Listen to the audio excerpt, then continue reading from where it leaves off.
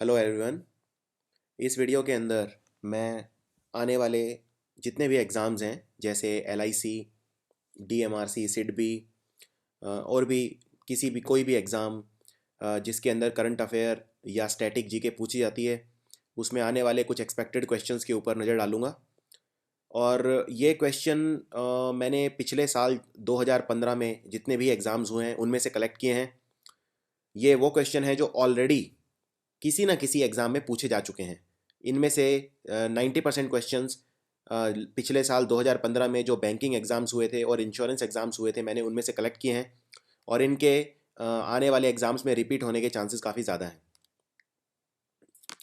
So these are the GK questions जो bank या insurance exam में 2015 में पूछे गए जनवरी से लेकर दिसंबर तक। उनमें से मैंने जो बेस्ट क्वेश्चंस हैं वो सिलेक्ट किए हैं और आई एम वेरी श्योर कि आने वाले एग्ज़ाम्स में ये ज़रूर पूछे जाएंगे। दूसरी बात, LIC में का जो एग्ज़ाम आने वाला है उसके लिए आपको 6 महीने के करंट अफेयर करने हैं। आप क्योंकि एग्ज़ाम मार्च के पहले हफ्ते में होगा, सो आप सितंबर से लेके फरवरी तक आपको करंट अफेयर करने हैं। अक्टूबर, नवंबर, दिसंबर के करंट अफेयर ऑलरेडी मैंने अपलोड कर दिए हैं, वो आप देख सकते हैं वीडियोस, और उनमें आने वाले जो बेस्ट क्वेश्चंस हैं वो भी मैंने कवर कर लिए हैं। तो वो वीकली बेसिस पर मैंने कवर कर लिए हैं।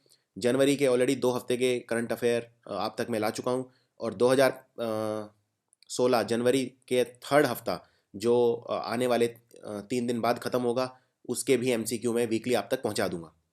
सो देखते हैं ऐसे कौन से क्वेश्चंस हैं जिनके आने वाले एग्जाम्स में चांसेस ज़्यादा हैं आने के।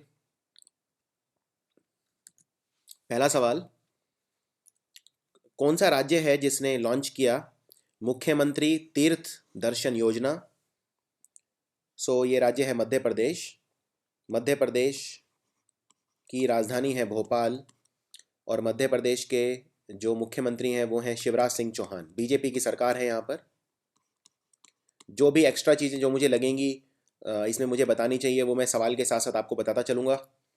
2015 में कुंभ मेला कहाँ पर लगा था? सो ये लगा था नासिक में, और नासिक के किनारे है नदी गोदावरी जिस पर ये मेला लगता है। जो फेमस मंदिर है इसका नाम है त्र्यंबकेश्वर, जहाँ से नासिक नदी निकलती है। और कुंभ मेला भारत में 4 जगह लगता है, हर 3 साल बाद लगता है और 4 जगह लगता है। तो टोटल कुंभ मेला का जो साइकिल है वो होता है 12 साल का। इसमें 4 जगह लगता है हर 3 साल बाद। 6 साल बाद जो कुंभ लगता है उसको बोलते हैं अर्ध कुंभ, जो सिर्फ 2 जगह पे लगता है, हरिद्वार और इलाहाबाद। और टोटल कुंभ मेला 4 जगह लगता है, जिनमें सबसे पहले है नासिक। नासिक में गोदावरी नदी के किनारे त्र्यंबकेश्वर धाम। दूसरा, शिप्रा नदी के किनारे उज्जैन महाकालेश्वर। तीसरा, हरिद्वार, हरिद्वार में गंगा नदी के किनारे। और चौथा, इलाहाबाद, जहाँ पे प्रयाग, गंगा और यमुना जहाँ पर मिलते हैं। तो ये हैं वो 4 जगह जहाँ पे कुंभ मेला लगता है। तो 2015 में कुंभ मेला लगा नासिक में। नेगोशिएबल इंस्ट्रूमेंट एक्ट के हिसाब से अगर आपका चेक बाउंस हो जाता है तो आपको कितने साल की मैक्सिमम जेल टर्म हो सकती है?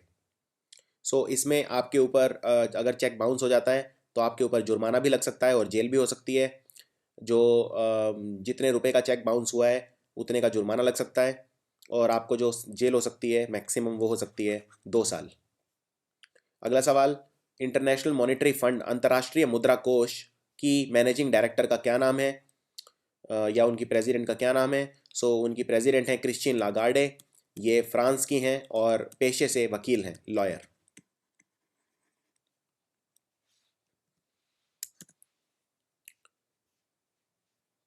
अकाउंट ऑपरेट करने के लिए माइनर्स की एज लिमिट कितनी है? सो ये है 10 साल। एमनेस्टी इंटरनेशनल ह्यूमन राइट्स की एक ऑर्गेनाइजेशन है जो ऐसे लोग जो किसी कारण से किसी सज़ा को भोगने वाले हैं या जिनके ऊपर फांसी लग चुकी है या उनको ये उनकी हेल्प करती है फांसी से बचाने में, सज़ा से बचाने में। और एमनेस्टी इंटरनेशनल का हेडक्वार्टर कहाँ पर है ये सवाल है, तो हेडक्वार्टर है लंदन, इंग्लैंड में। इसी तरह पारसी धर्म, ये एक माइक्रो माइनॉरिटी रिलीजन है इंडिया में, पूरे वर्ल्ड में। इंडिया में भी काफ़ी पारसीज हैं और काफ़ी रिच ये लोग माने जाते हैं। तो सवाल ये है कि पारसी जो धर्म है इनकी होली बुक का क्या नाम है? सो इनकी जो पवित्र ग्रंथ है उसको बोलते हैं अवेस्ता, और ये ज़ोरोएस्ट्रियनिज्म जो धर्म है उसकी भी पावन किताब है। नेशनल यूथ डे कब मनाया जाता है? नेशनल यूथ डे मनाया जाता है 12 जनवरी को। National youth day Swami Vivekananda का जन्मदिन होता है। स्वामी विवेकानंद के जन्मदिन को बोलते हैं नेशनल यूथ डे। और स्वामी विवेकानंद के जो गुरु थे वो थे रामकृष्ण परमहंस।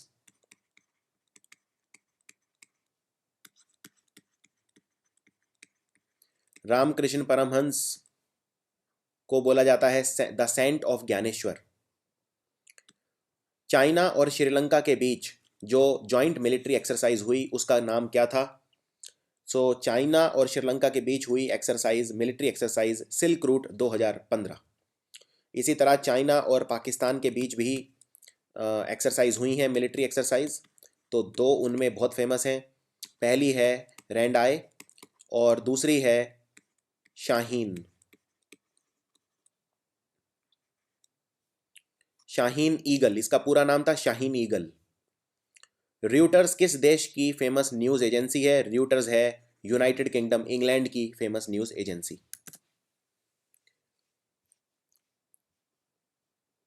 वॉर टाइम, युद्ध के समय बहादुरी के लिए दिए जाने वाला सबसे ऊंचा अवार्ड कौन सा है? ये अवार्ड है परमवीर चक्र। परमवीर चक्र सिर्फ युद्ध के वक्त या किसी एक्सटर्नल एग्रेशन के वक्त दिया जाता है। इसीलिए जो आखिरी परमवीर चक्र मिला था वो मिला था 1999 में। यह मिला था कैप्टन विक्रम बत्रा को। अगर आपने LOC कारगिल पिक्चर देखी है तो कैप्टन विक्रम बत्रा की भूमिका निभाई थी अभिषेक बच्चन ने, और ये कारगिल युद्ध के दौरान इन्हें ब्रेवरी के लिए दिया गया था। प्रधानमंत्री जीवन ज्योति बीमा योजना, इसके अंदर जो प्रीमियम भरना होगा आपको साल में, वो कितना भरना होगा? वो भरना होगा 330 रुपये। इस तरह के आपको याद रखने हैं अभी, क्योंकि इंश्योरेंस एग्ज़ाम आने वाले हैं। जैसे लाइफ इंश्योरेंस कॉरपोरेशन LIC का एग्ज़ाम आने वाला है, OIC ओरिएंटल इंश्योरेंस का एग्ज़ाम आने वाला है, GIC का एग्ज़ाम आने वाला है, और यूनाइटेड इंडिया इंश्योरेंस का एग्ज़ाम भी आने वाला है। इनफैक्ट इंश्योरेंस के जितने भी एग्ज़ाम हैं उनका सीज़न ये स्टार्ट ही हुआ है, तो सबके एग्ज़ाम अब एक एक करके आएंगे। और जितने भी इंश्योरेंस एग्ज़ाम हैं उनमें इंश्योरेंस योजनाओं से रिलेटेड क्वेश्चन जरूर आएगा, चाहे वो सुरक्षा बीमा योजना हो, चाहे वो अटल पेंशन योजना हो, चाहे वो प्रधानमंत्री जीवन ज्योति बीमा योजना हो, या कोई भी योजना हो। और अगर आप इन योजनाओं के बारे में डिटेल में जानना चाहते हैं तो आप मेरा गवर्नमेंट स्कीम्स वाला वीडियो देख सकते हैं। मैंने हर पॉइंट बहुत ही डिटेल में एक्सप्लेन किया है। गवर्नमेंट स्कीम्स के ऊपर कम से कम 3 वीडियोज़ हैं जो मैंने अपलोड किए हैं, और मैं कमेंट्स में उन तीनों का लिंक डाल दूंगा नीचे, जिससे आपको वो ढूंढने में आसानी हो। अगला सवाल, सार्क। सार्क होती है south Asian association for regional cooperation. 8 देशों का समूह है जिसको बोलते हैं सार्क। पहले सार्क में 7 देश थे, लेकिन बाद में अफगानिस्तान ने भी सार्क को ज्वाइन कर लिया तो 8 देश हो गए। तो सार्क का हेड कौन है? सार्क का हेड है Arjun Bahadur Thapa. He is an Indian, Arjun Bahadur Thapa. अगला सवाल, नीति आयोग का CEO कौन है? ये एक सवाल पूछा गया था बैंकिंग एग्ज़ाम में अगस्त के महीने में, और तब CEO कोई और थे। मैंने इसको अपडेट कर दिया है। इनमें इनफैक्ट जितने भी क्वेश्चन मैं आपसे पूछ रहा हूँ सबके आंसर मैंने लेटेस्ट अपडेट कर दिए हैं। अगर जिनमें कोई बदलाव थे वो मैंने सारे अपडेट कर दिए हैं। नीति आयोग का जो पुराना CEO थी वो थी सिंधु श्री खुल्लर, लेकिन अभी 2 हफ्ते पहले नीति आयोग का नया CEO बना दिया गया है मिस्टर अमिताभ कांत को। बहुत ही पॉजिटिव स्टेप है। और नीति आयोग की फुल फॉर्म है national institution for transforming India. और नीति आयोग का जो प्रेसिडेंट है, जो चेयरमैन है, वो है प्राइम मिनिस्टर ऑफ इंडिया। और नीति आयोग का जो वाइस चेयरमैन होगा, वाइस चेयरमैन उनका नाम है अरविंद पंगरिया। ये सवाल भी काफ़ी पूछा जाता है कि नीति आयोग का वाइस चेयरमैन कौन है? आंसर है अरविंद पंगरिया। और नीति आयोग का पुराना नाम क्या था? पुराना नाम था प्लानिंग कमीशन। और प्लानिंग कमीशन एक non statutory, non constitutional body है, यह भी आपको याद रखना है। ICC का नया चेयरपर्सन कौन है? ICC का नया चेयरमैन पहले थे N श्रीनिवासन, लेकिन N श्रीनिवासन को हटा दिया गया, वो करप्शन चार्जेस में पकड़े गए। और जिस IPL टीम यानी चेन्नई के वो मालिक थे, उस पद से भी उन्हें हटा दिया गया, और जो टीम थी उसे भी IPL से बर्खास्त कर दिया गया। तो अब नए जो बने हैं ये BCCI के चेयरमैन भी हैं और ICC के चेयरमैन भी हैं। इनका नाम है Shashank Manohar. International Olympic Committee. तो सवाल इस तरह से आया था कि आईओसी का प्रेसिडेंट कौन है। इसमें आपको फुल फॉर्म भी पता होनी चाहिए। अगर आप ये आईओसी की फुल फॉर्म सोचेंगे कि ये इंडियन ऑयल कॉरपोरेशन है तो आंसर गलत हो जाएगा।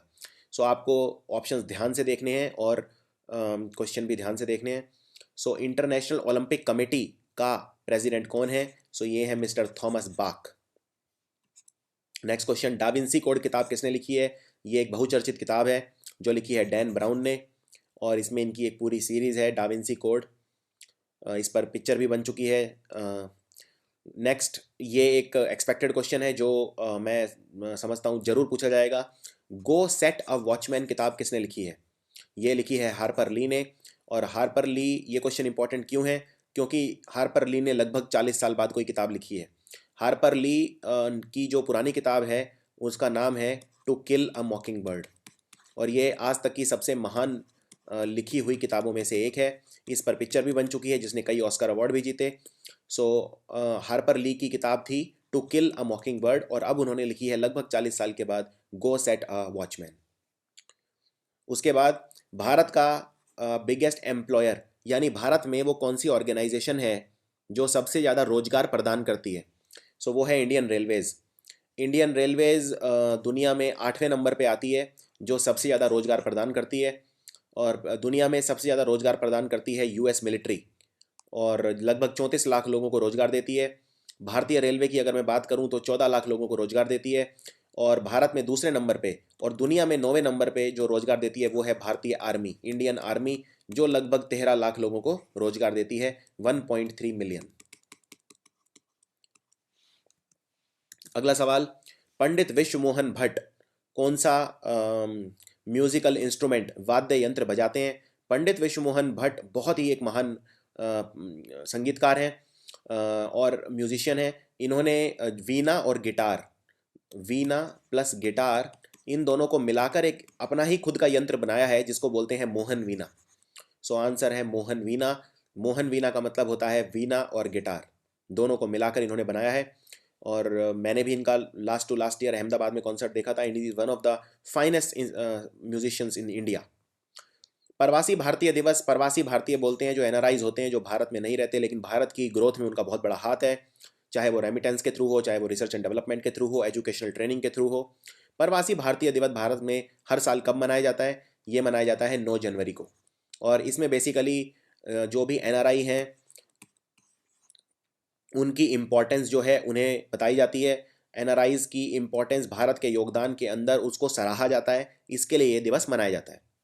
उसके बाद पूछते हैं अक्सर कि नरेगा की फुल फॉर्म क्या है?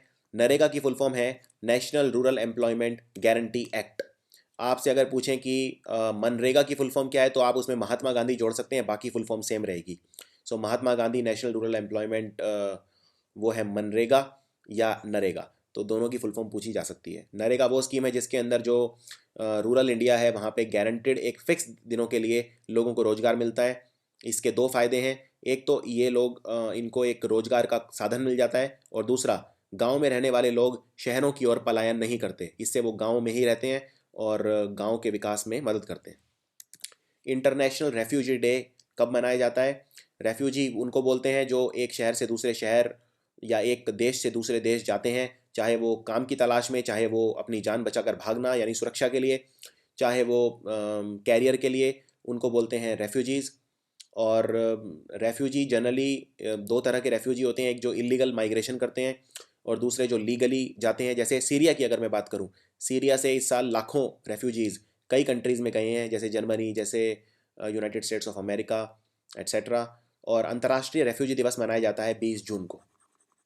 आप एक चीज़ नोटिस कर रहे होंगे कि जो डेज़ हैं उस पर सवाल बहुत ज़्यादा पूछे जाते हैं। हर पेपर में कम से कम 2 क्वेश्चन आपको मिलेंगे जिसमें डेज़ पूछे होंगे, कम से कम 2 क्वेश्चन मिलेंगे जिसमें किसी देश की राजधानी, किसी देश की मुद्रा। तो इस सब पर मैं वीडियो ऑलरेडी अपलोड कर चुका हूँ, आप कंट्री कैपिटल वाला जो मेरा वीडियो है वो देख सकते हैं। इसके अलावा स्टैटिक जीके का जो वीडियो है वो देखना मत भूलिएगा, उस पे से काफ़ी क्वेश्चन आप एलआईसी में एक्सपेक्ट कर सकते हैं। अगर आप अक्टूबर के महीने से लेकर अब तक मैंने जितने भी वीडियो अपलोड किए हैं वो देख लेते हैं तो आप ऑलमोस्ट 100% स्कोर कर सकते हैं। अलग से किसी वीडियो की ज़रूरत नहीं है किसी भी एग्ज़ाम के लिए, आप निश्चिंत रहिए, जितने भी वीडियो अवेलेबल हैं ऑलरेडी वो एनफ हैं। फिर भी मैं एक वीडियो स्पेशल इंश्योरेंस अवेयरनेस के ऊपर अपलोड कर दूंगा 2 या 3 दिन में, जैसे ही मुझे वक्त मिलेगा।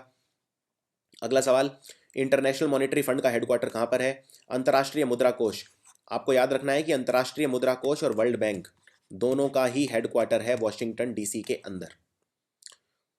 भूटान की मुद्रा पूछी जाती है। भूटान भारत का पड़ोसी देश है और भारत का प्रोटेक्टोरेट है। भूटान की जो राजधानी है वो है थिम्पू। इसे दुनिया का सबसे खुश देश बोलते हैं, यहाँ के लोग बहुत खुश हैं। हैप्पीनेस इंडेक्स में लगभग हर साल भूटान नंबर 1 आता है। और पवन चक्कियों का बादल फटते हैं यहाँ पर, तो क्लाउड बर्स्टिंग का देश इसे बोलते हैं। और भूटान की जो करेंसी है वो है नगुल ट्रम। नगुल ट्रम, और एक नगुल ट्रम 1 रुपये के बराबर है, तो लगभग भारत और भूटान की करेंसी सेम है। ब्रिक्स का प्रेसिडेंट, ये क्वेश्चन भी एक शॉर्ट क्वेश्चन है, हर बार एग्जाम में आता है। ब्रिक्स आप जानते हैं ये 5 देशों ने मिलकर बनाया हुआ है ब्रिक्स, जिसमें ब्राज़ील, रशिया, इंडिया, चाइना और साउथ अफ्रीका। और ब्रिक्स ने जो बैंक बनाया है वो है एनडीबी। ये भी पूछते हैं कि एनडीबी क्या है? एनडीबी है न्यू डेवलपमेंट बैंक, और न्यू डेवलपमेंट बैंक बनाया है ब्रिक्स ने। सो एनडीबी की फुल फॉर्म भी आपको पता होनी चाहिए, न्यू डेवलपमेंट बैंक। इस बैंक का प्रेसिडेंट कौन है? ब्रिक्स का प्रेसिडेंट कौन है? ये है भारतीय, इनका नाम है केवी कामत। ये इन्फोसिस के नॉन एग्जीक्यूटिव चेयरमैन रह चुके हैं, और आईसीआईसीआई बैंक के भी ये नॉन एग्जीक्यूटिव पोस्ट पे रह चुके हैं। सो भारत में आप जानते हैं अभी तक 100 अमेंडमेंट हो चुके हैं। अमेंडमेंट का मतलब होता है कॉन्स्टिट्यूशन में जब संशोधन होता है उसको बोलते हैं अमेंडमेंट। और अगर कॉन्स्टिट्यूशन में संशोधन चाहिए तो आपको संसद में बिल पास करना होता है, जिसको बोलते हैं कॉन्स्टिट्यूशनल अमेंडमेंट बिल।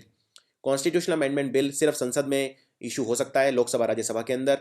किसी भी हाउस में इंट्रोड्यूस हो सकता है, लोकसभा में भी राज्यसभा में भी। इसको कोई पब्लिक मेंबर यानी कि मिनिस्टर या प्राइवेट मेंबर दोनों इंट्रोड्यूस कर सकते हैं, और इसको पास कराने के लिए 2/3 मेजोरिटी चाहिए होती है, जिसको बोलते हैं स्पेशल मेजोरिटी। और ये 2/3 मेजोरिटी हाउस की ओवरऑल स्ट्रेंथ का 1/2 होना चाहिए। अभी तक हमारा जो संशोधन है 100 संशोधन हो चुके हैं, ये आपको याद रखना है। कुछ संशोधन तो बहुत इंपॉर्टेंट हैं, जैसे 42nd अमेंडमेंट 1976 में जो हुआ, या 44th अमेंडमेंट। 42nd अमेंडमेंट के अंदर सोशलिस्ट, सेकुलर, इंटेग्रिटी, बहुत सारे वर्ड ऐड किए गए थे। फंडामेंटल ड्यूटीज़ का कंसेप्ट ऐड किया गया था। 44th अमेंडमेंट के अंदर हमने राइट टू प्रॉपर्टी हटा दिया था फंडामेंटल राइट से।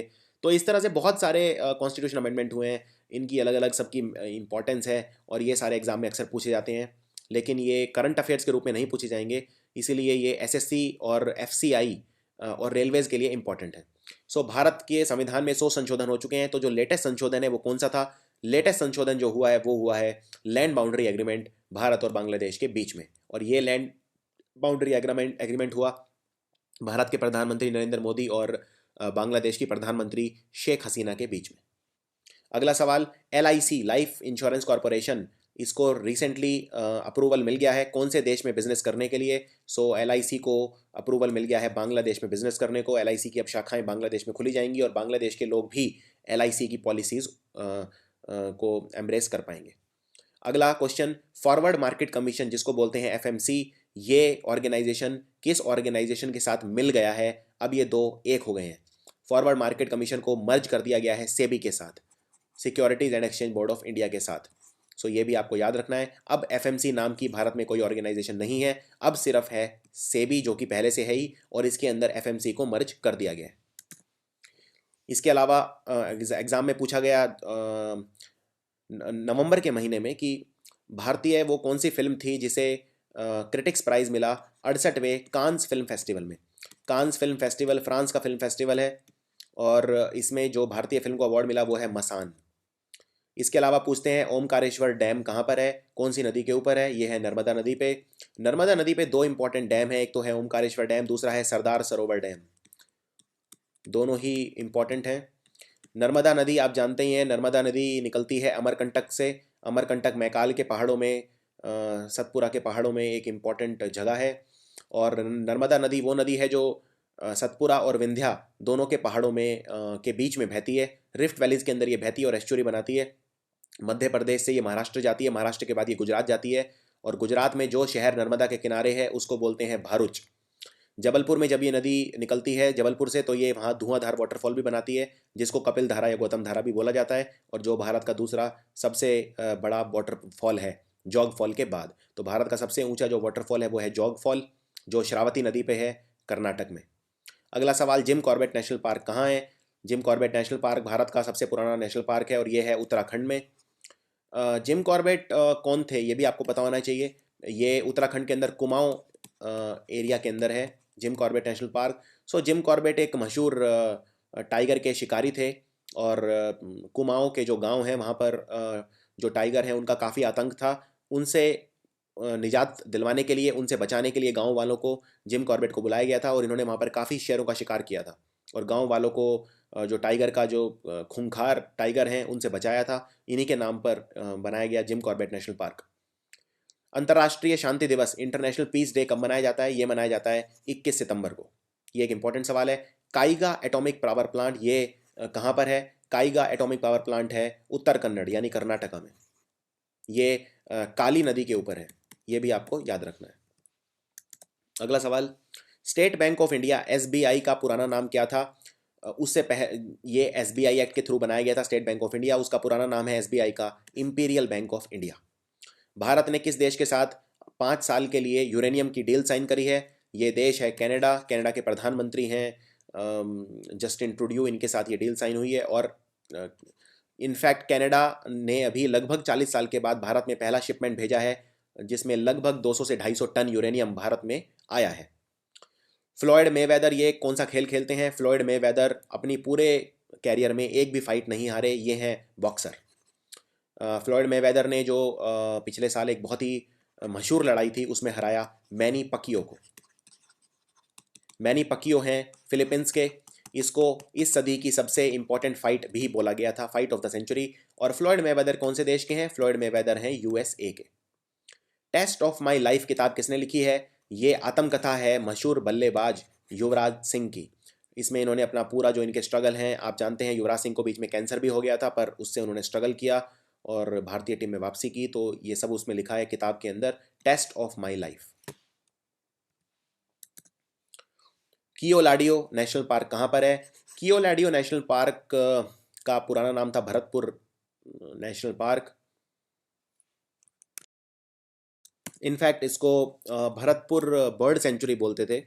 इसका नया नाम है कियोलाडियो नेशनल पार्क, तो आपको कंफ्यूज नहीं होना है। Bharatpur national park, Bharatpur bird sanctuary और कियोलाडियो नेशनल पार्क एक ही है, ये है राजस्थान के अंदर। कोऑपरेटिव सोसाइटीज़ एक्ट कब पास हुआ भारत में सबसे पहले? सो कोऑपरेटिव सोसाइटीज़ एक्ट लागू हुआ था 1912 में।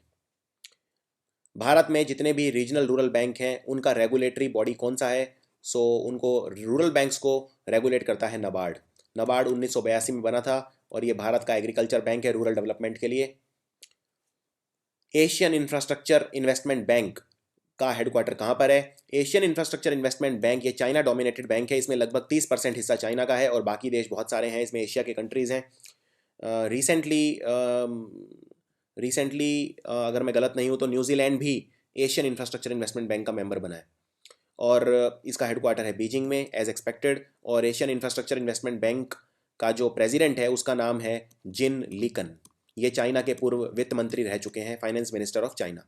ये हैं इसके president Asian infrastructure investment bank के। कम से कम एक बैंक ऐसा जरूर आएगा जिसका हेडक्वार्टर आपसे जरूर पूछा जाएगा। उसके बाद अटल पेंशन योजना, बहुत ही इंपॉर्टेंट योजना है ये। इसमें एज लिमिट पूछी है। सो अटल पेंशन योजना के लिए आपकी जो मिनिमम एज होनी चाहिए वो होनी चाहिए 18 साल और मैक्सिमम एज होनी चाहिए 40 साल। उसके बाद पूछा गया कि ये किताब किसने लिखी है? कश्मीर द वाजपेयी ईयर, यानी वाजपेयी के, अटल बिहारी वाजपेयी जो भारत के प्रधानमंत्री थे उनके कार्यकाल में कश्मीर से हमारी क्या पॉलिसी थी, क्या पाकिस्तान से पॉलिसी थी, इसके ऊपर ये किताब लिखी है। बहुत इंपॉर्टेंट किताब है। ये लिखी है मिस्टर A.S. दुलात ने। अगला सवाल, प्रधानमंत्री सुरक्षा बीमा योजना के अंदर कवरेज कितना मिलेगा? सो इसके अंदर जो मैक्सिमम कवरेज है डिसेबिलिटी कवर जिसे बोलते हैं, और अगर आपकी असामयिक मृत्यु हो जाए, एक्सीडेंटल डेथ हो जाए, तो उसमें आपको मिलेंगे 2 लाख रुपए। और अगर अपंगता है, कोई पार्शियल डिसेबिलिटी हो जाए, तो उसमें मिलेंगे 1 लाख रुपए। सो इसका आंसर है 2 लाख रुपए। वर्ल्ड टूरिज्म डे कब मनाया जाता है? ये मनाया जाता है 27 सितंबर को, 27 सितंबर every year. Gautam Buddha wildlife sanctuary कहाँ पर है? ये है बिहार के गया डिस्ट्रिक्ट के अंदर। Gautam Buddha wildlife century आप जानते हैं। देखिए इस तरह के अगर क्वेश्चन आते हैं तो आप इसको गैस भी कर सकते हैं, क्योंकि आप जानते हैं कि गया वो जगह है जहाँ पे गौतम बुद्ध को निर्वाण मिला था। आपने बोधि ट्री का नाम सुना होगा। बुद्ध का जो वृक्ष है गया के अंदर, बहुत बड़ा पीपल का पेड़ है, उसके नीचे भगवान बुद्ध को मोक्ष मिला था, निर्वाण मिला था। और Gautam Buddha wildlife century, आप ये गैस कर सकते हैं आंसर अगर 4 ऑप्शन आपके सामने दिए जाएं तो। कामाख्या टेम्पल कहाँ पर है? वेरी फेमस टेम्पल, बहुत ही फेमस टेम्पल है कामाख्या, ये है गुवाहाटी में। और जब मैंने गुवाहाटी बोल रहा हूँ तो अब स्टेट गैस करना आसान हो जाएगा, गुवाहाटी है असम में। इनफैक्ट जो असम की राजधानी है दिसपुर, वो भी गुवाहाटी का एक हिस्सा है। Asian development bank, Asian development bank बिल्कुल वैसा है जैसे एशियन इंफ्रास्ट्रक्चर डेवलपमेंट बैंक है, बस फर्क कितना है, एशियन डेवलपमेंट बैंक में जापान का सबसे ज़्यादा हिस्सा है, इसलिए ये जापान डोमिनेटेड बैंक है और इसका हेडक्वार्टर है मनीला में। तो ये गलती आपको नहीं करनी है। कई लोग ये क्वेश्चन का आंसर गलत कर देते हैं क्योंकि जापान में है तो लोगों को लगता है कि जापान के अंदर यानी टोक्यो में या जापान के किसी और शहर में इसका हेडक्वार्टर होगा, लेकिन इसका हेडक्वार्टर है फिलीपींस में और मनीला है फिलीपींस की राजधानी, ये आपको याद रखना है। और एशियन इंफ्रास्ट्रक्चर बैंक का जो प्रेसिडेंट है वो है ताकेहिको नकाओ, ये नाम भी आपको याद रखना है क्योंकि ये जापान डोमिनेटेड बैंक है इसलिए इसका प्रेसिडेंट भी जैपनीज़ है। सो मिस्टर ताकेहिको नकाओ भी जैपनीज़ है। इसी तरह न्यू डेवलपमेंट बैंक का हेडक्वार्टर कहाँ पे है? मैंने आपको अभी बताया था कि न्यू डेवलपमेंट बैंक होता है एनडीबी, और ये बैंक स्टार्ट किया था ब्रिक्स ने, BRICS, ब्रिक्स। और न्यू डेवलपमेंट बैंक का हेडक्वार्टर है शंघाई, चाइना में। 29 जुलाई को हर साल क्या मनाया जाता है? 29 जुलाई को मनाया जाता है world tiger day, tiger conservation day. Tigers को बचाने के लिए ये एक पहल है और भारत में भी जो टाइगर को बचाने के लिए जो पहल है वो काफ़ी सक्सेसफुल हुई है। एक समय अगर आपको याद हो सिर्फ लगभग 1400 टाइगर बचे थे, अब उनकी संख्या बढ़ के लगभग 1900 तक पहुंच गई है और ये बढ़ रही है धीरे धीरे। भारत का सबसे लंबा डैम कौन सा है? भारत का सबसे लंबा डैम है हीराकुंड। हीराकुंड बना है महानदी के ऊपर उड़ीसा के अंदर, और महानदी कटक राज्य से होके गुजरती है। उड़ीसा की एकमात्र नदी है, इसको सौरो ऑफ उड़ीसा भी बोलते हैं क्योंकि ये उड़ीसा में काफ़ी क्रॉप डैमेज करती है, काफ़ी तबाही मचाती है, बाढ़ इसके थ्रू आती है। वर्ल्ड मैरीटाइम ऑर्गेनाइजेशन का हेडक्वार्टर कहाँ पर है? वर्ल्ड मैरीटाइम, मैरीटाइम मतलब जो समुद्र से रिलेटेड जो भी एक्टिविटी है उसको बोलते हैं maritime. So world maritime organisation का हेडक्वार्टर है लंदन में। मैंने एक और ऑर्गेनाइजेशन है जिसका हेडक्वार्टर बताया था लंदन में, वो थी एमनेस्टी इंटरनेशनल। सो KSE 1000 स्टॉक एक्सचेंज कौन से देश का स्टॉक एक्सचेंज है? के से मतलब है यहाँ कराची, कराची स्टॉक एक्सचेंज, ये है पाकिस्तान का। पाकिस्तान वैसे एक बैंक करप्ट दिवालिया कंट्री है और इसकी इकोनॉमी बिल्कुल कोलैप्स हो चुकी है। तेहरी डैम कहाँ है? तेहरी, तेहरी गढ़वाल, ये है उत्तराखंड में, जैसा कि आप सब जानते हैं। ये आसान क्वेश्चन है। टेराकोटा वॉरियर म्यूजियम ये कहाँ पर है? ये one of the world's most famous museum है, टेराकोटा वॉरियर म्यूजियम, और नरेंद्र मोदी भी इसमें गए थे पिछले साल जब वो गए थे चाइना, तो आंसर है चाइना। उसके बाद minimum paid up equity capital कितना है स्मॉल फाइनेंस बैंक के लिए? स्मॉल फाइनेंस बैंक के लिए है 100 करोड़। उसके बाद मैक्सिमम अमाउंट कितना है जो आप NEFT से नेपाल भेज सकते हैं? सो ये अमाउंट है 50,000 रुपये। वैसे NEFT के अंदर कोई मैक्सिमम लिमिट नहीं होती, आप कितना भी अमाउंट भेज सकते हैं, और कोई मिनिमम लिमिट भी नहीं होती। NEFT को बोलते हैं इलेक्ट्रॉनिक फ़ंड ट्रांसफ़र, और ये इलेक्ट्रॉनिक फ़ंड ट्रांसफ़र, इसमें कोई लोअर लिमिट नहीं है और इसमें जो पैसा जाता है वो बैचेज़ में जाता है। और ये फ़र्क है RTGS और NEFT में, दोनों से आप पैसा भेज सकते हैं इलेक्ट्रॉनिकली। RTGS में रियल टाइम ग्रॉस सेटलमेंट यानी रियल टाइम में पैसा जाता है, यानी आप अभी पैसा भेजेंगे तो तुरंत वो उसी वक्त पहुंच जाएगा RTGS से, लेकिन NEFT में बैचेज़ में जाता है। सो फॉर एग्जांपल अगर आप मंडे को 1:10 पे भेज रहे हैं तो वो 2 बजे वाले बैच में जाएगा या जो भी अगला बैंक में बैच होगा उसमें जाएगा, और अगर आप रात को भेज रहे हैं आखिरी बैच में तो वो अगले दिन सुबह जाएगा। इसी तरह अगर कोई बीच में नेशनल हॉलीडे पड़ जाती है या कोई संडे पड़ जाता है तो फिर वो मंडे को सुबह पहले बैच में जाएगा। तो इसलिए RTGS में पैसा भेजना ज़्यादा सुरक्षित है, लेकिन RTGS में मिनिमम 2 लाख रुपए भेजे जा सकते हैं। तो इसीलिए जो रोज़मर्रा की ट्रांजैक्शन है लोग उसमें NEFT यूज़ करते हैं, RTGS यूज़ नहीं करते। RTGS बड़े ट्रांजैक्शंस के लिए यूज़ होता है। RTGS के अंदर भी कोई अपर लिमिट नहीं है। अगला सवाल, गिफ्ट, गिफ्ट क्या है? गिफ्ट है Gujarat international financial tax city, यानी सवाल था कि गिफ्ट कौन से भारतीय स्टेट से रिलेटेड है, तो आंसर है गुजरात। गुजरात में BJP की सरकार है, गुजरात की राजधानी है गांधीनगर और गुजरात की मुख्यमंत्री हैं आनंदीबेन पटेल। कान्हा नेशनल पार्क कहाँ पर है? कान्हा नेशनल पार्क है मध्य प्रदेश में। अगला सवाल, इजराइल, इजराइल की करेंसी क्या है? इजराइल की करेंसी है इजरायली न्यू शकेल, ये आपको याद रखना है। और इजराइल की जो राजधानी है वो भी आपको पता होनी चाहिए, इजराइल की राजधानी है तेल अवीव। तजिकिस्तान की राजधानी पूछी है एग्जाम में, तजिकिस्तान की राजधानी है दुशानबे। थोड़ी सी मुश्किल है इसलिए मैं यहाँ पे कवर कर रहा हूँ, दुशानबे। इब्सा, इब्सा में मेंबर कंट्री कौन से हैं? इब्सा एक ऑर्गेनाइजेशन है, इसके 3 मेंबर हैं, आई से इंडिया, बी से ब्राज़ील और एस ए से साउथ अफ्रीका, और ये तीनों कंट्री ब्रिक्स के मेंबर भी हैं। सुकन्या समृद्धि योजना में मिनिमम अमाउंट आप कितना डिपॉजिट कराना होगा आपको साल में? सुकन्या समृद्धि योजना वो योजना है जिसमें लड़कियों के लिए आप अकाउंट खोल सकते हैं, मैक्सिमम 2 अकाउंट खोल सकते हैं, और इसमें साल में मिनिमम आपको 1000 रुपये जमा कराने होंगे। जब लड़की 21 साल की हो जाएगी वो पैसा विड्रॉ कर सकती है, या फिर अगर उसकी शादी है और 18 साल की उम्र, आप जानते हैं लड़की के लिए जो बालिग एज है वो है 18 साल, तो उसमें वो 50% पैसा विड्रॉ कर सकती है। वुमेन को एम्पावर करने के लिए, वुमेन की पढ़ाई के लिए, सेहत के लिए ये काफ़ी इंपॉर्टेंट स्कीम है। इसका नाम है सुकन्या समृद्धि योजना। और जो ओवरऑल स्कीम, अम्ब्रेला स्कीम जिसके अंडर ये स्टार्ट की गई थी, उसका नाम है बेटी बचाओ बेटी पढ़ाओ। कीबुल लमजाओ नेशनल पार्क कहाँ पर है? सो ये है मणिपुर के अंदर। मणिपुर, जहाँ से मैरी कॉम आती हैं। मणिपुर भारत का नॉर्थ ईस्ट में एक राज्य है। अगला सवाल, 2011 में जो सेंसस हुआ था उसके हिसाब से भारत की रूरल पॉपुलेशन कितनी है? भारत की ऐसी कितनी जनता है, कितनी ऐसी जनसंख्या है जो गांव में रहती है? तो भारत में लगभग 70% आप याद रख सकते हैं, लेकिन एकदम एग्जैक्ट वैल्यू है 69.84। इसके अलावा आपको सोशियो इकोनॉमिक कास्ट सेंसस भी डिटेल में पढ़ना है। काजी नजरुल इस्लाम एयरपोर्ट कहाँ पर है? काजी नजरुल इस्लाम एयरपोर्ट है दुर्गापुर में। दुर्गापुर अपने स्टील प्लांट के लिए भी फेमस है, और यह है पश्चिम बंगाल में। भारत का पहला इंडस्ट्रियल डिफेंस पार्क कहां पर है, कहां पर बनाया गया? यह बनाया गया ओट्टापल्लम, केरला के अंदर। हाउसिंग फॉर ऑल स्कीम, जिसके अंदर गरीबों के लिए घर बनाए जाएंगे, रूरल डेवलपमेंट स्कीम है एक तरह की ये। इसके अंदर इसकी डेडलाइन कितनी है, कब तक ये घर बनाए जाएंगे? ये घर बनाए जाएंगे 2022 तक। ये सवाल भी 3-4 एग्जाम्स में पूछा गया है, इसलिए मैंने यहाँ कवर किया है। यूनिसेफ का हेडक्वार्टर, एक हेडक्वार्टर तो कोई ना कोई ज़रूर आएगा, चाहे वो किसी भी ऑर्गेनाइजेशन का हो। इस पर आप मेरा स्टैटिक जीके का वीडियो देख सकते हैं, जिसके अंदर मैंने सारे हेडक्वार्टर कवर किए हैं।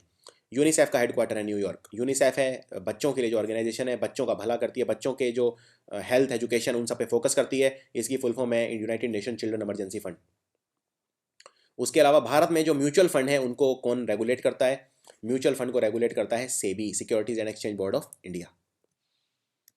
अगला सवाल, बाराबती स्टेडियम कहाँ पर है? बाराबती स्टेडियम है कटक, उड़ीसा के अंदर। कटक, जैसा मैं बता चुका हूँ, महानदी के किनारे है कटक। कजाकिस्तान की मुद्रा क्या है, करेंसी क्या है कजाकिस्तान की? कजाकिस्तान की करेंसी है कजाक तेंगे। कजाक तेंगे is the currency of Kazakhstan. Sanjay Gandhi national park कहाँ पर है? ये है मुंबई, महाराष्ट्र में, Sanjay Gandhi national park. South Korea की करेंसी क्या है? साउथ कोरिया की और नॉर्थ कोरिया की दोनों की करेंसी एकदम सेम है। साउथ कोरिया की करेंसी है वन, इन दोनों करेंसी को बोलते हैं वन।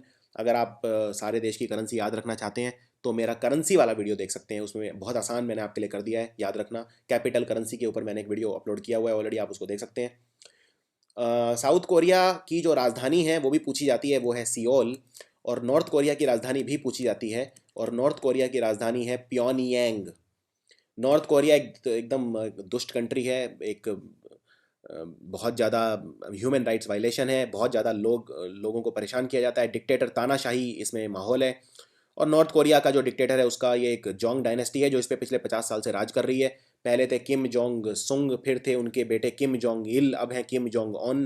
तो यही बाप बेटे इस पे राज करते हैं, और सिर्फ सेना के ऊपर खर्च करते हैं। बहुत ज़्यादा भूखमरी है इस देश के अंदर, बहुत गरीब देश है, बहुत ज़्यादा अमीर नहीं है, लेकिन फिर भी मिलिट्री पे खर्चा बहुत ज़्यादा करता है। न्यूक्लियर बॉम्ब इन्होंने बनाया हुआ है, और अमेरिका के बहुत बड़े दुश्मन है, साउथ कोरिया के बहुत बड़े दुश्मन है। इनफैक्ट साउथ कोरिया और नॉर्थ कोरिया के बीच जो बॉर्डर है उसे बोलते हैं डीमिलिटराइज जोन, और डीमिलिटराइज जोन दुनिया का सबसे डेंजरस एरिया बोला जाता है। एक तरफ नॉर्थ कोरिया इतनी पीछे रह गया है, नॉर्थ कोरिया सिर्फ चाइना का एक दोस्त है और वर्ल्ड से आइसोलेटेड कंट्री है, इस कंट्री में इंटरनेट तक नहीं है। दूसरी तरफ साउथ कोरिया एक आदर्श देश है, जैसा होना चाहिए, बहुत ही कम समय में विकसित देश बन गया है। साउथ कोरिया में सैमसंग, एलजी, बहुत बड़े बड़े ब्रांड हैं, ह्यूंडई वगैरह, ये सब ब्रांड साउथ कोरिया के हैं, और साउथ कोरिया की राजधानी है सियोल। एक अभी रिसेंटली किताब लिखी गई है जिसका नाम है 37 ब्रिजेस एंड अदर स्टोरीज। ये किताब किसने लिखी है? ये लिखी है आमिर हुसैन ने। उन्हीं की किताब के लेखक कौन है? उन्हीं की किताब के लेखक हैं विद्यासागर रॉय।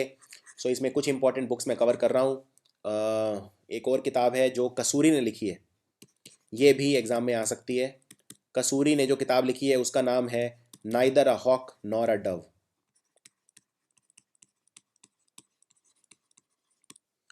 अगला सवाल, पोटाला पैलेस कहाँ पर है? पोटाला पैलेस है तिब्बत चाइना में। पोटाला पैलेस बोलते हैं दलाई लामा के घर को। दलाई लामा का जो तिब्बत के अंदर ऑफिशियल रेजिडेंस है उसका नाम है पोटाला पैलेस। जैसे हमारे यहाँ भारत में होता है राष्ट्रपति भवन, मुगल गार्डन्स, रेजिना हिल जहाँ पे राष्ट्रपति रहते हैं, उसी तरह पोटाला पैलेस में तिब्बत में दलाई लामा रहते हैं। दलाई लामा किसी व्यक्ति का नाम नहीं है, दलाई लामा एक रिलीजियस पोस्ट है। तो जो भी व्यक्ति क्लर्जी या रिलीजियस पोजीशन में सबसे टॉप पे होता है तिब्बत में, उसको दलाई लामा बोलते हैं। और अब ऐसे पोटाला पैलेस में कोई रहता नहीं है, क्योंकि आप जानते हैं तिब्बत के ऊपर चाइना का कब्ज़ा है, और यही इसलिए वो वहाँ से एग्जाइल में हैं, वो भागकर इंडिया में रहते हैं धर्मशाला के अंदर। सॉफ्ट बैंक एक जापानीज़ कंपनी है, जापानी टेलीकॉम कंपनी है। ये भी आपको याद रखना है कि सॉफ्ट बैंक कौन से देश की कंपनी है। $10 बिलियन भारत में इन्वेस्ट कर चुकी है एफडीआई के अंदर, वेरी इंपॉर्टेंट। अभी आपने नरेंद्र मोदी का startup India, stand up India देखा होगा परसों, उसमें भी सॉफ्ट बैंक ने कमिट किया है भारत को $10 बिलियन इन्वेस्ट करने का। $2 billion already soft bank Bharat में इन्वेस्ट कर चुकी है। और सॉफ्ट बैंक का सीईओ एक भारतीय, हमारे लिए बहुत सम्मान की बात है। इनका नाम है निकेश अरोड़ा। निकेश अरोड़ा की जो साल की सैलरी है वो है लगभग 600 करोड़, प्लस इनके जो स्टॉक ऑप्शन हैं वो अलग। उज्बेकिस्तान की राजधानी क्या है?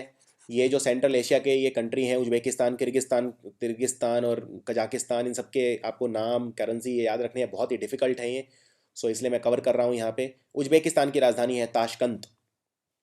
नेल्सन मंडेला दिवस कब मनाया जाता है? नेल्सन मंडेला दिवस मनाया जाता है नेल्सन मंडेला के जन्मदिन के दिन। नेल्सन मंडेला का जो ह्यूमन राइट्स में जो इम्पोर्टेंस है, मानवता में योगदान है, उसको सराहने के लिए मनाया जाता है नेशनल मंडेला डे, और ये मनाया जाता है 18 जुलाई को।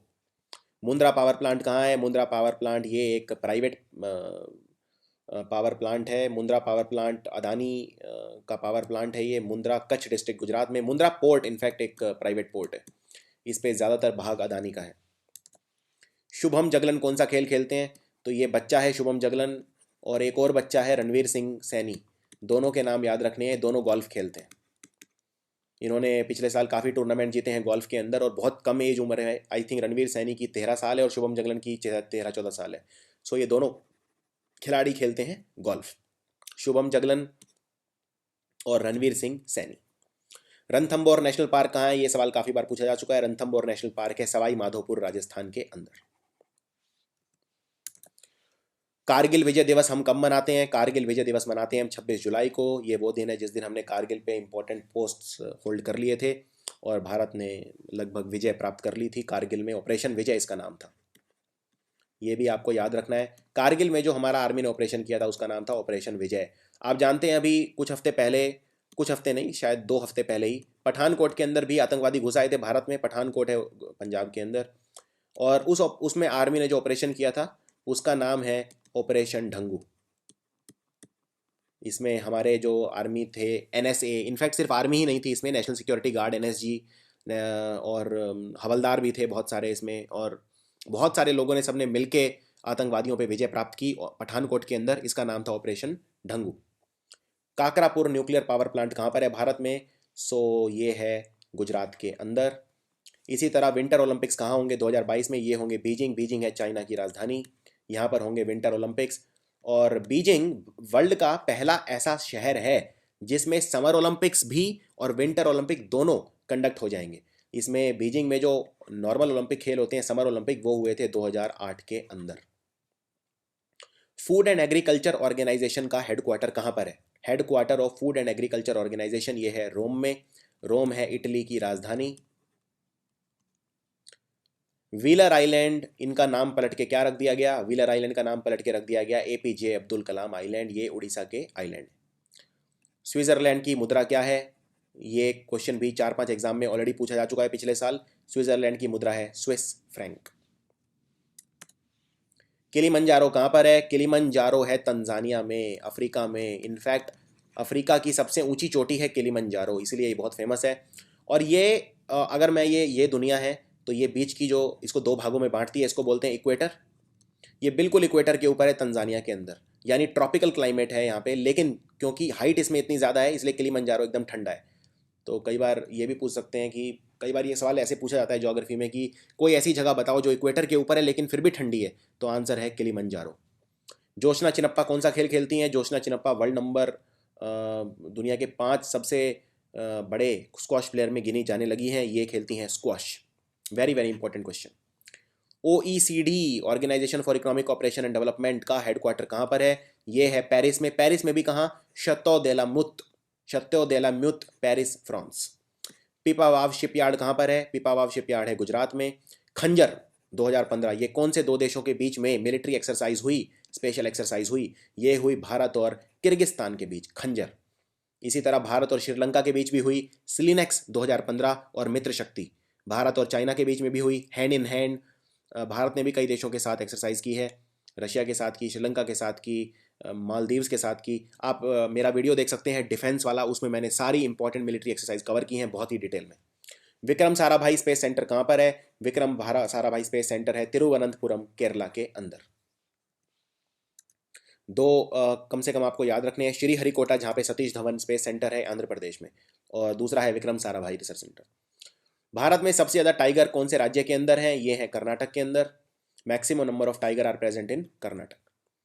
Kolkata based Bandhan bank, very very important bank, micro financing के लिए बंधन बैंक बहुत इंपॉर्टेंट बैंक है। Micro financing is the next big thing in India, इसलिए आप देखेंगे बहुत सारे बैंक्स को माइक्रो फाइनेंसिंग के लिए क्रेडिट दिया जा रहा है, रिजर्व बैंक की तरफ से परमिशन दी जा रही है बैंक खोलने की।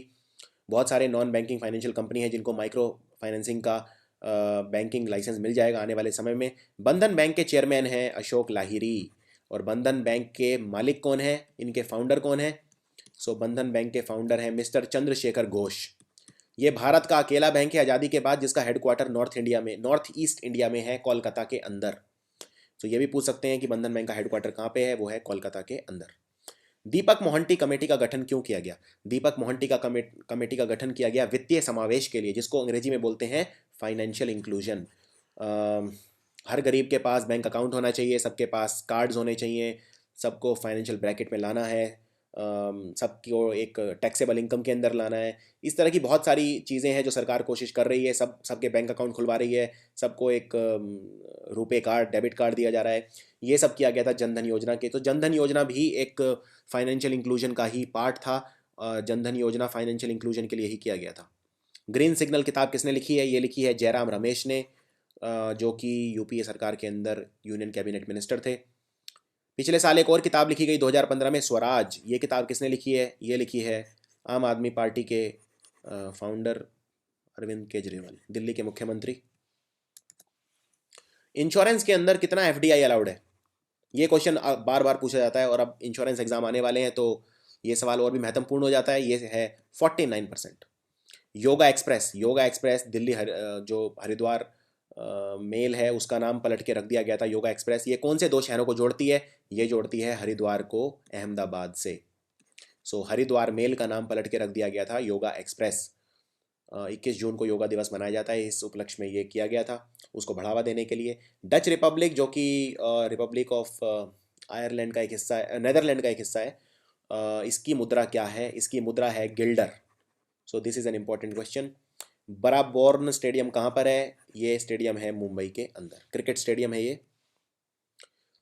सो ये कुछ ऐसे क्वेश्चन थे जो ऑलरेडी पिछले साल जो बैंकिंग और इंश्योरेंस के एग्ज़ाम हुए उनमें पूछे जा चुके हैं, और इनके इसीलिए आने वाले एग्ज़ाम में भी आने के चांसेस काफ़ी ज़्यादा हैं। अगर आप चाहते हैं कि मैं और ऐसे क्वेश्चंस कवर करूं, ये था भाग 1। अगर आप चाहते हैं कि मैं और ऐसे क्वेश्चन कवर करूं जिनके आने की संभावना आने वाले एग्ज़ाम्स में ज़्यादा है, जैसे एलआईसी, जैसे डीएमआरसी या सिडबी या जो भी ऐसे एग्ज़ाम है, तो आप कमेंट्स में लिख सकते हैं। ये वीडियो इंग्लिश में भी अवेलेबल होगा, और इंग्लिश का वीडियो अब से कुछ समय बाद या कल शाम तक अपलोड हो जाएगा। और आपको कोई एलआईसी के लिए, मेरे को बहुत सारे लगभग 250 से ज़्यादा मुझे रिक्वेस्ट मिल चुके हैं कि एलआईसी के लिए अलग वीडियो बनाएं, लेकिन उसके लिए अलग वीडियो की ज़रूरत नहीं है। ऑलरेडी जो पिछले 6 महीने के वीडियो हैं आपको उन्हीं को 4-5 बार देखना है, that is more than sufficient. फिर भी अगर आप चाहते हैं मैं एलआईसी पर एक वीडियो बनाऊं, तो मैं एक इंश्योरेंस से रिलेटेड जो पिछले साल में इंपॉर्टेंट घटनाएं हुई हैं उन पे मैं फोकस करूंगा। लेकिन अगर आप पुराने क्वेश्चन देखें, जैसे इसमें इस वाले वीडियो के अंदर जितने भी मैंने क्वेश्चन बताए हैं ये सारे पुराने पेपरों से हैं, चाहे वो एलआईसी हो, चाहे वो बैंकिंग हो, चाहे वो, तो इनमें आप देख सकते हैं कि इंश्योरेंस से अलग से कोई बहुत ज़्यादा सवाल नहीं पूछे जाते, जनरल करंट अफेयर और स्टैटिक जीके से पूछे जाते हैं। इसीलिए मैं समझता हूँ कि एलआईसी के सेपरेट वीडियो की ज़रूरत नहीं है। फिर भी मैं एक वीडियो ऐसा बना दूंगा जिसके अंदर इंश्योरेंस से रिलेटेड जो मल्टीपल चॉइस क्वेश्चन हैं मैं वो कवर करूँगा। सो आपको ये वीडियो कैसा लगा आप मुझे कमेंट्स में लिख के बता सकते हैं। आपके सारे कमेंट्स मुझ तक डायरेक्टली पहुँचते हैं, मेरे इनबॉक्स में डायरेक्टली पहुँचते हैं, और मैं एक एक कमेंट को पढ़ता हूँ। समय सीमा के ध्यान में रखते हुए कई बार उतना समय नहीं मिल पाता कि मैं आपको रिप्लाई करूं, लेकिन आप ये मेक श्योर कर रहिए, आप बिल्कुल निश्चिंत रहिए कि सारे कमेंट्स मुझ तक पर्सनली पहुंचते हैं। आपका एक एक कमेंट मैं पर्सनली खुद चेक करता हूं, और जब भी संभव होता है, जब भी टाइम मिलता है, मैं उस पर रिप्लाई करता हूं। So thanks for watching.